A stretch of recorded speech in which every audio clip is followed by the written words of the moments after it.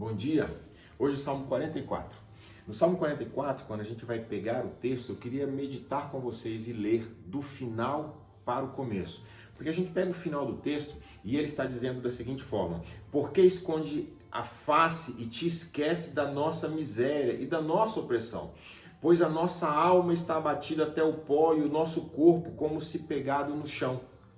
Levanta-te para socorrer-nos, resgata-nos por amor da tua benignidade. Perceba que esse é o final do texto.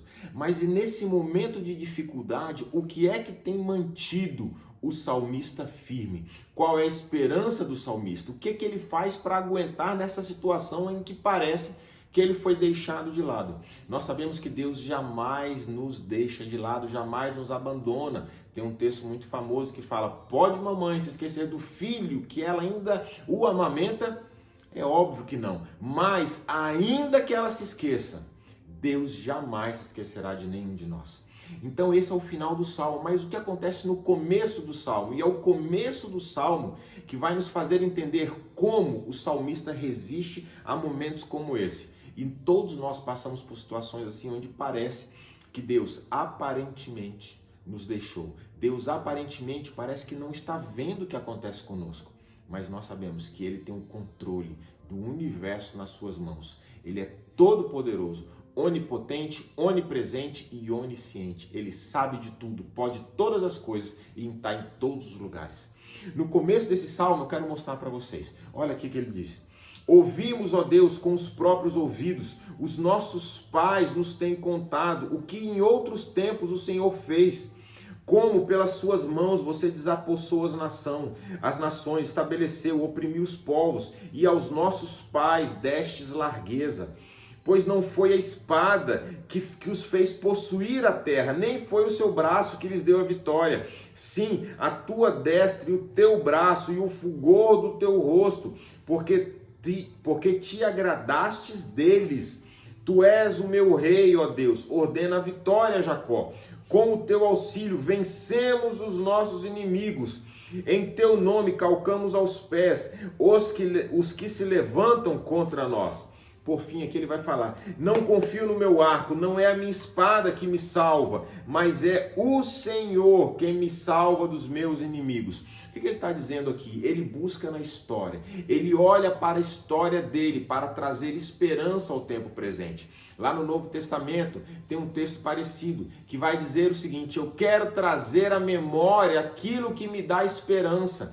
Eu quero buscar tudo aquilo que aconteceu na minha vida que vai me dar esperança, e é nisso que eu quero pensar. Vai dizer ali no Novo Testamento aquilo em que nós devemos pensar, tudo aquilo que é bom, tudo que é perfeito, tudo que é agradável. Ou seja, eu preciso depositar na minha memória coisas boas, boas histórias que vão me fazer passar pelos momentos de dificuldade. Imagine que cada um de nós tenha, por exemplo, que atravessar um deserto. A primeira coisa que nós vamos pensar é: eu preciso então me abastecer de água, porque eu sei que não vai ter água aí. E à medida do tempo em que nós vamos caminhando por esse deserto, eu vou o tempo inteiro bebendo essa água que eu já trouxe comigo lá atrás. É disso que esse texto fala. Nos momentos de dificuldade, eu preciso ter boas memórias, boas lembranças. Eu preciso conhecer as histórias que me foram contadas. Não pelos nossos pais, porque não sei se muitos de nós já nasceram em lar cristão, mas por aquilo que está escrito na palavra de Deus. A Bíblia vai nos dizer que tudo aquilo que está escrito foi escrito para a nossa edificação. É fundamental para cada um de nós conhecer essa palavra, conhecer essas histórias e tirar daqui uma palavra que vai se tornar viva em mim, que vai literalmente me alimentar quando eu precisar dela, que vai me trazer ânimo e força. É por isso que ele está começando a dizer: olha, eu me lembro, Deus, de tudo aquilo que o Senhor fez lá atrás com os nossos pais. Do que é que você se lembra? Quais são as nossas memórias em Deus? E eu vou te fazer uma pergunta, você pode até colocar aqui nos comentários: qual é a história da Bíblia que você mais gosta? Qual é a história da Bíblia que mais mexe com você? Seja por um motivo ou por outro.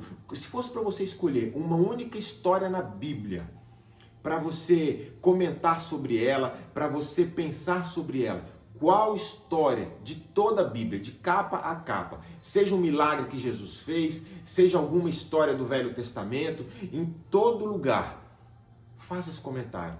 Porque nos comentários que você fizer, eu vou falar contigo e vou comentar também o porquê essa história é importante para você.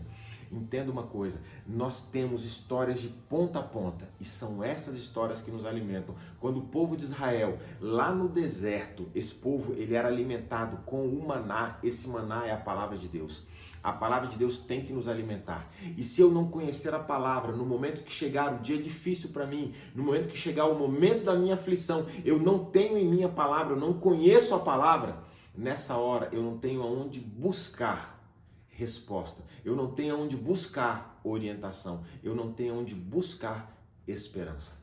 Que nós possamos gastar tempo na leitura e meditação dessa palavra, que ao longo de todo dia você possa buscar na sua memória uma história que você conheça e que você possa se lembrar continuamente ao longo de todo o dia e permitir que essa história crie raízes profundas no seu coração, para que essa história seja a base daquilo que você vai viver a partir de hoje.